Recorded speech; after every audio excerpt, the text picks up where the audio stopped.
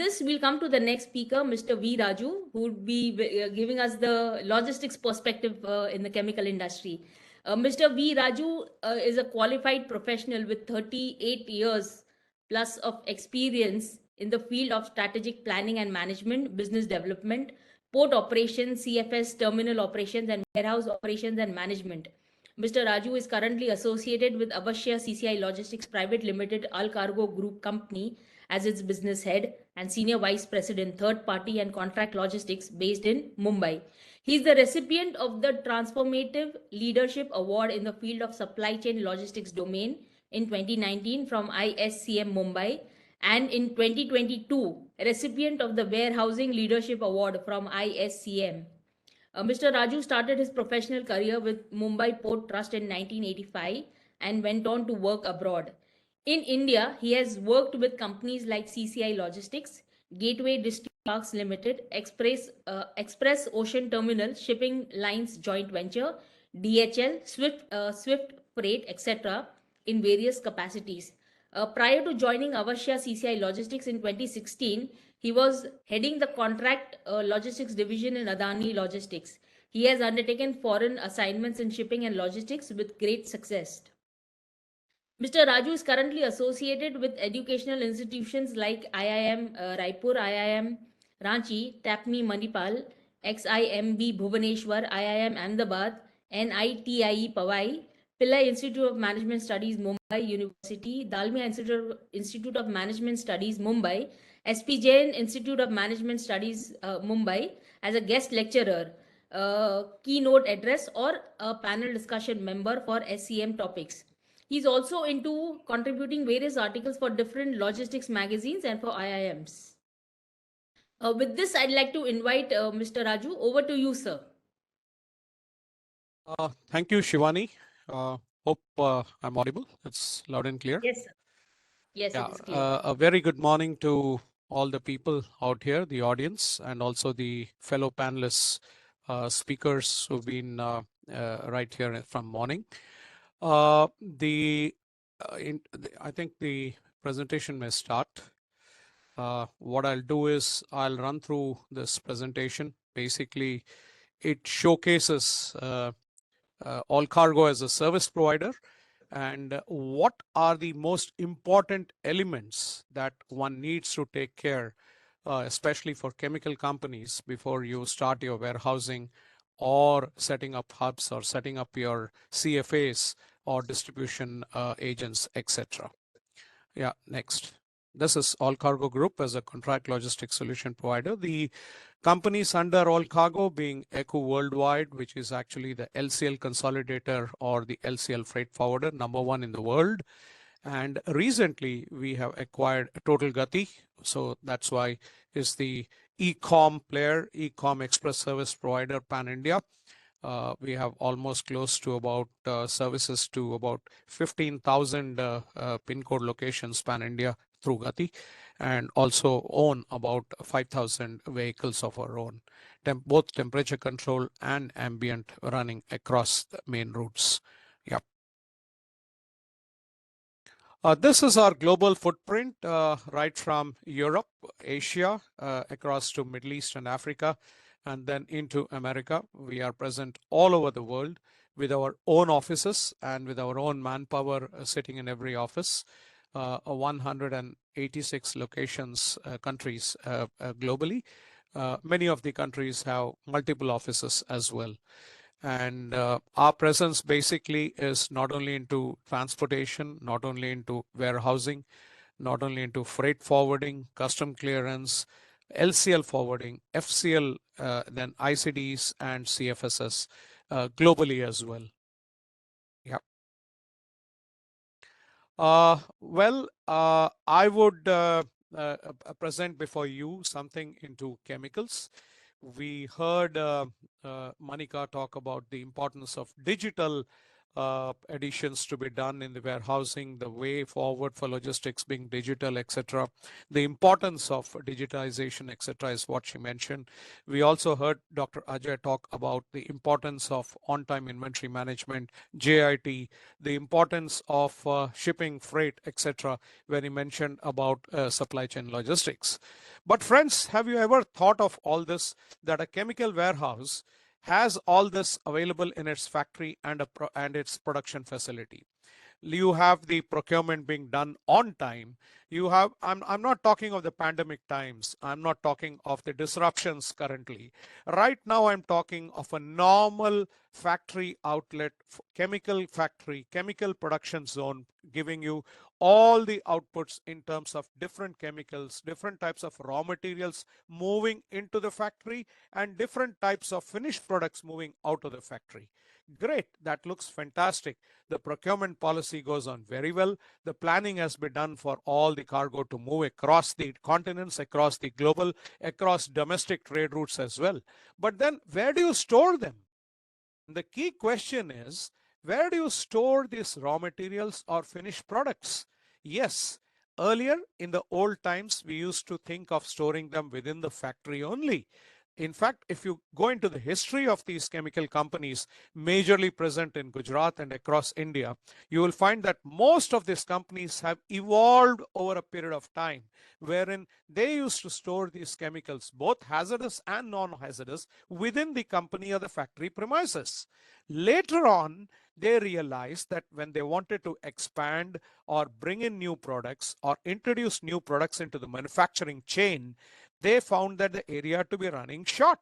And not only that, what we also found out was the people who are experts in manufacturing, the engineers who really run the factory well, do not always specialize in maintaining inventories, ensuring receipts and delivery functions, or ensuring that the loading and the unloading that happens onto vehicles goes about in a very professional manner.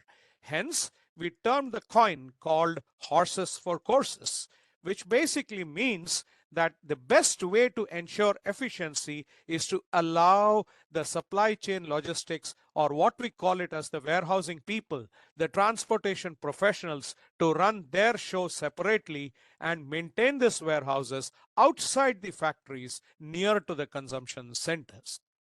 Therefore, that's how the concept of godowns and warehouses started. We moved ahead. We started with small time godowns. We started with godowns which did not have all the safety features. And that is where, in the morning sessions of speakers, we did hear about a term called safety and sustainability. Now, in this particular slide, as a chemical warehouse, what all do? I take care of a fully semi-automated or a fully automated warehousing solution, a hazardous and a non-hazardous cargo storage, product pre-trailing and processing, milk run pickups, cross-stock management, return management services, the quality checks of the cargo when it is received and when it is being delivered, and when the return cargo comes in, either rejected because of some reason by the customer, that is called as the return management. And overall, above all this is the value-added services that I provide at the warehouse level.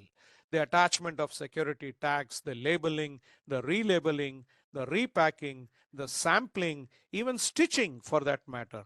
All these form an important concept which is called as value-add services within the warehouse. Yeah, go ahead. Next slide, please. Now, have you ever looked into this concept whereby we all heard of a chemical, raw materials coming in, and then some more chemicals or some formulation being added, a final product or a finished product generating out of this can be termed as a hazardous, can be termed as a non-hazardous. However, have you ever heard or have you ever thought about the lubricants that flow in tanks, the liquid products that come in ships, tanker ships? So what happens? The storage capabilities need to be thought about. And then the decanting operations. emptying a tank into smaller ISO tanks or smaller drums, etc., which is called as decanting operation. Then the drumming capabilities, the big drums into the smaller drums, emptying an ISO tank into drums. These are called the drumming capabilities. Then, of course, the sampling. You need to send samples, a small amount of cargo taken out from these drums or taken out from the barrels, taken out from the IBCs, sent to different customers so that they can conduct their tests in the laboratories and find out whether this is the right product, right mix that they need for finishing the final product. Then, do you have the tank storage capabilities available? Do you have we talk of dry warehouses, we talk of temperature control warehouses, but has anyone really looked into the tank storage availability? Because there are a number of items which come in tanks, like lubricants, like various petroleum products, like various agrochemical products, which are all liquids. So what is the storage capacity and what is the storage facility for these lubricants? Then finally, the most important part of it, which is called as the peso warehouse. Have you ever thought of explosives and petroleum jelly related cargo? Now, these are extremely flammable and dangerous. Then what sort of a facility do you have for storing them? And what sort of a safety arrangement do you have in your warehouses which can take care of these products being stored in your warehouse? Yeah. Next. Now, these are the safety equipments and compliances that a warehouse normally has. Now, I told you about the godowns which never had the safety arrangements. Slowly, these chemical manufacturers and the chemical specialists thought about the safety and the security that is absolutely required while storing these products. And that is how the birth of the modern warehouses took place. The modern warehouses, what is the difference between the conventional and the modern warehouses? Well, the modern warehouses have all sorts of safety arrangements installed in the warehouses for safe storage of these chemicals. The first and the most important part is these have the fire NOCs available. These are registered and cleared by the fire department that yes, you can store products in such warehouses. And thereafter, for storage of chemicals which are hazardous, you need to have permission of the pollution control board that allows you storage of hazardous cargo within the warehouses. So that becomes extraordinarily important.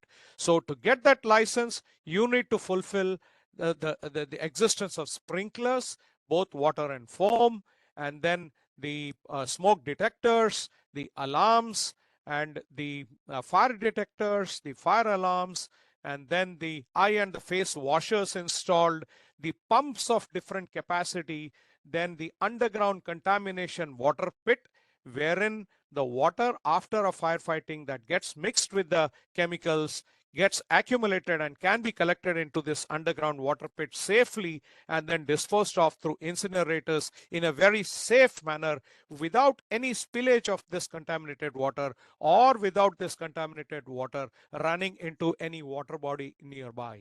So these are the most important safety compliances that one needs to do, along with the certifications that are absolutely required from the government statutory bodies, which will allow storage of chemicals, both hazardous and non-hazardous, within a warehouse. Yeah. Next. Then the PPEs, these are the personal protective equipments that one needs to emphasize on all the people who are working within a warehouses.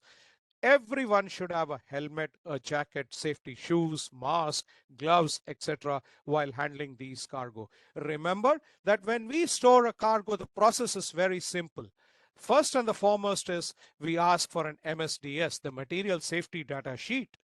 This gives you the total detail, what we call it as the entire horoscope about that particular cargo which is to be stored, the flash points, the compatibility of it, the nature, how it can behave on exposure to the air or the atmosphere, what are the safety points that we need to take care in case of some exposure of skin to the cargo, or what sort of an irritation or what sort of a poison does it consist. All those details and what sort of precautionary measure should we take are mentioned in this MSDS. So unless and until the MSDS is certified by a chemical specialist or by a safety manager in a warehouse, we never take care of this cargo to be stored into the warehouse. We do not allow that cargo to move in. So therefore, once the MSDS of the cargo is studied and the cargo is acceptable to be stored, then we look into the compatibility chart. We look at the chemical, the type, the class, the quantity, the volumes, etc. And we look into the class to which it belongs to and the class with which it can be stored or it cannot be stored within a warehouse is looked into. That is what we call it as the compatibility chart, the compatibility study, and thereafter the storage in rack positions or the storage on floors are done in a chemical warehouse. This ensures that a chemical which is stored at one location does not react or does not create an unpleasant situation of a fire or an explosion within a warehouse while storing it within a chemical godown or a chemical warehouse. Yeah. Next. Now, these are some of the compliances that one need to take care. See, this warehouse is not an ordinary warehouse. Please, friends, remember this, that it's not like storing a machinery. It is not like storing a plastic item or an IT or electronic items, etc. These are hardcore hazardous and non-hazardous chemicals that are extremely flammable, that can be poisonous, that can react with other cargo, create explosions, that can react with water drop, etc., and create massive fire. So you need to be very, very careful and while handling and storing these chemicals. And therefore, what you need within warehouses, what we call it as the statutory compliances are the fire department no objection certificate, the MPCB, that is the pollution control board certificate, the TDI and the MDI, the isocyanates, in case you're going to store them, then their permission, which is given in limited quantity as per calculations made by the pollution control board, is what they give us the license, and they mention it on the license. Then the Gram Panchayat NOC, the property ownership documentation, the clearance documents from different bodies like the Environment Committee, like the Coastal Committee, etc. The different associations that give you all these clearances need to be there before you start a chemical warehouse. Similarly, when it comes to an infra or equipments, you need to look into the contamination water tank, the self-breathing apparatus, then spill kits, then iron body washers, firefighting systems, and the hydrants that need to be installed, then water and foam sprinklers availability, and the alarm systems within the warehouse. Yeah. Next. These are some of the training that keeps happening in a warehouse. Remember that for all the manpower within a warehouse, training is a must. We all know that the importance of safety training, the importance for that matter of any training needs to be had at periodic intervals just to ensure that they are abreast with the latest technologies of safety and security while handling chemicals, while storing chemicals in the warehouse. Yeah. Next. Now, we all talked about the resilience, the pandemic, how we need to plan the sustainability in chemical storage, so on and so forth. Now, we all know that resilience is something which we need to have a very descriptive methodology about forming a resilience, the ability to withstand disturbances without having the disturbance telling you that, look, it's going to happen, or it's going to happen now, or it's going to happen tomorrow. We need to plan that in sufficient amount of time in advance. We need to make our department, make our people in the warehouse so resilient that pandemic or no pandemic, or any disaster, any major disaster happening, we are in a position to run the warehouse. We are in a position to tell our customers that, look, we can work, we can deliver, we can receive your goods, we have space, etc. In fact, during this pandemic, let me tell you that most of our warehouses, and remember, we run warehouses for about 90 chemical clients pan India. And these chemical clients with whom we work are almost the top 25 of the Fortune 500 chemical companies of global repute and global standards. And we worked with them and we delivered the material, we received the material. Not necessary that warehouse A was working, but warehouse B was working. Warehouse B not working, warehouse C was working. So we had a control tower at our end. Manika today in the morning mentioned about control tower establishment, and we had this, and we had all our management personnel sitting around taking important decisions, receiving the vehicles, delivering with our own vehicles. We established temporary accommodation for our own labor and people to work in the warehouses. We took advantage of our warehouse management system to spot out the cargo, to know where they are stored, and ensured delivery even during the pandemic. We had the Suez Canal disruptions. You had the Ukraine-Russian war going on. We had problems regarding spillover cargo. We had massive cargo buildup in Nhava Sheva port, whereby the customers, many of them requested us to accommodate this excess and spillover cargo, and we did. We managed space in one of our warehouses and ensured that the customer has trouble-free, a problem-free approach, a seamless approach in ensuring that his important deliveries and important receipts carry on, and he doesn't incur extra costs storing the cargo by way of demurrage, etc. at the port. We made space available to them, and this is what we call it, the capability of the warehouses to ensure that sufficient resilience is available, inherent in the system, and a sustainability to carry on work even during disruptions is made available. Yeah, please go on. Next. Yeah, these are the 6 strategies for supply chain. Basically, the concept of sourcing, we used to say till yesterday, global sourcing is the best for, due to optimization, due to economics, etc. But now, post-pandemic, post-resilience capabilities, we now say that nearshoring is the norm of the game. The ecosystem partnerships on account of sustainability need to be looked into. The inventory capacity and the buffers need to be enlarged to ensure that even during pandemics, we can tide over the problems. So these are the 6 strategies what we need for supply chain resilience. Yeah. Yeah. And these are some of the automations which we have already talked about, but I'm talking about automation in warehouses. We have the transportation system.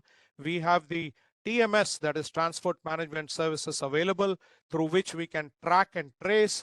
We also have the various demand planning and procurement planning softwares available within the factories. What do you have in the warehouses? Now, what we need to have in the warehouses are the warehouse management systems, the automatic storage and retrieval systems, which works with minimal manual interventions, the conveyor systems, the racking systems, the robotics, which Ajayji talked about, the automated forklifts, the RFID, the infrared sensors, the scanners, handheld scanners, the transport management systems for loading and unloading and then sorting out the routes, the routing of a vehicle to the end customer, then put to light and pick to light, the safety systems which we talked about, the sprinkler, the alarm, and the smoke detectors. My friends, you cannot have all of them in the warehouses, but you can have many of them.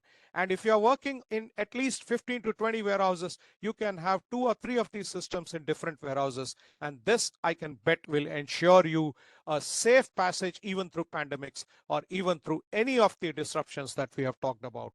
In fact, manual intervention becomes less. Automatic storage and retrieval system of the cargo is ensured. Yeah, next. These are what we ensure for the infrastructure. What type of a warehouse should be ensured for chemical from the infrastructure point of view, the PB structure with good height, rich ventilator systems for good ventilation, high above on the ceilings, FM2 flooring with a 7 to 8 metric ton per square meter load bearing capacity, the polynium aluminum sheets to be fixed up to half the levels of the wall so that the temperature in the warehouses can be lowered down because many chemicals react to extreme heat situations. Then, of course, the high density racking, usually of Godrej makes, are pretty good. Sufficient LED lights that can keep your light energy bills less, also provide sufficient lighting. And then good dock levelers on docking bays. Then the emergency exits, sufficient in number, within the warehouse, ensuring that these emergency exits can be used by the people working in the warehouses in times of emergencies. The material handling equipments, the hand pallet trolleys, the pallets, the safety cages, etc., and then a firefighting system with a pump room. Sufficient pump capacity and water storage capacity available to fight out even if it is a 2 or a 3 hour fire, with the tank to be kept full so that any particular point of time, if the water is required to be pumped in, it can be started. So this is the basic infrastructure that you require, and these are the differences between the conventional godowns and the current infrastructure that you have. Yeah, these are some snapshots of the chemical warehouses. Remember, these are chemical drums and other cargo stored in racks. Yeah, go ahead. These are some of our warehouse premises, part of the Swachh Bharat Abhiyan campaign, whereby you find all the premises absolutely clean, spick and span and in order. Yeah, go ahead. These are some of our clientele that we work with. If you look into the name of the clients, these are the clients with whom we work, which will automatically tell you the high level, the high standards of safety, security, process driven, digitization, etc., which we need to implement to ensure that the customer expectations are met at all times. Yeah, please go ahead. These rewards and recognitions, these are something which we always try and compete and motivate our teams to participate in, just to test our capability, our standards in the market. And to tell you frankly, we have been able to achieve the standards expected of our customers, because most of our customers have been working with us for 8 to 10 years. Yeah. This is our commitment towards environment sustainability, social and corporate governance. Our chairman and Madam Chairman have always ensured that the tree maintenance, the energy reduction, the carbon footprint, etc., is minimized, and the environmental impact of these are to the lowest standards available. We have solar panels in some of our warehouses which generate the electricity. Then as far as social is concerned, we have invested a lot in supporting sportsmen across India, education, environment, health, and women empowerment. We are increasing the number of women being employed in our companies. And then, of course, the corporate governance, the certified ISO standards, and now the Gati Shakti and the National Logistics Policy, the e-warehousing standardized book. We are incorporating many of those standards mentioned in our warehouses. Yeah. Thank you. So but with this, I would safely and surely tell you, friends, that the most important thing in a chemical warehouse and chemical handling is safety and sustainability. Remember, unless and until we have this, we cannot ensure that the people working in the warehouses also need to return to their homes safely, to their families waiting in the homes after a good, safe day's work in the warehouses handling chemicals. Thank you, and expect your questions at the last. Thank you. Thank you, Shivani. Thank you, everybody. Thank you, panel. Thank you, sir. It was a very interesting discussion, to get a logistic perspective for the chemical industry. So, certain things that I noticed were one of this was like a fully automated or a semi-automated warehouse solution. That is the need of the hour. So, when you see that it's already available, it becomes a lot of assurance for a chemical industry to know that these things are available in the market. And you had mentioned about hazardous and non-hazardous cargo storage. So I think it looks like you are running more of a small chemical production lab, in your warehousing. So that it looks more of a chemical operations going on. So definitely hazardous, non-hazardous, safe, secure, sustainable warehousing cargo solutions become a very important aspect for the logistic industry also. Then some of them the critical elements such as explosive materials and things like that. So how do you address the levels as per the certifications, the compliances, the safety equipment that you're using, and how it is all ensured under the fire safety norms, and the PCB has given you certifications for the same. It gives a lot of assurance for the industry, plus say the common man also knows that is assured of all the services that are being provided to them. And during some of the issues that you mentioned and how you managed, like the Suez Canal disruptions, the cargo congestions, and how you manage it with warehousing solutions, or this has given and the recent years has made us realize that near shoring as a strategy has become a very important aspect that the industry and as well as logistic providers need to look into in the coming future. This is one way definitely we'll see going ahead, near shoring. Thank you so much for that insightful discussion. And before we move on to the next speaker, we have two videos. Could you please play the videos?